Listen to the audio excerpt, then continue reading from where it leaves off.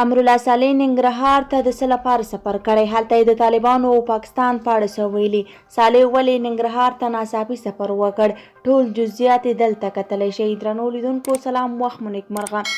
صالح طالبان به په افغان وژنه واک ته نشي رسېدلی. د ولسمشر لومړی مرستیال امرالله صالح نن یکشنبه ننګرهار ته د یوه سفر په ترڅ کې د ننګرهار د پیښې د قربانیانو له کورنیو سره په لیدنه کې ویلي د ښوي او کابل دشتې پرچې بریدونه د هېواد دښمنې ډلې طالبانو کړي.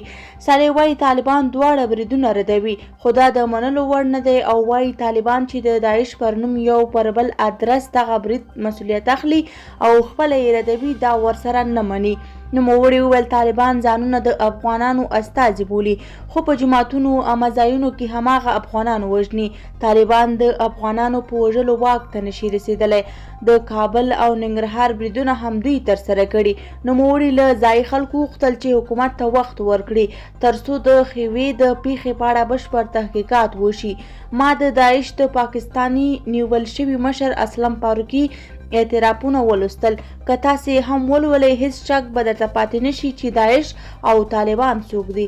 صالح زیاته کړه د ننګرهار او کابل په څیر بریدونه به هم وشي، خو وروستۍ خبره دا ده چې ترهګر به وځپل شي او دا مهال له 95 سلنې څخه زیات عملیات افغان ځواکونو په خپله ترسره کړي. زموږ ویډیو هم دومره وه. که مو ویډیو خوښه شوې وي ویډیو لایک او چینل سبسکرایب کړئ. د توجه څخه مو نړۍ مننه. تر بیا ښې چارې.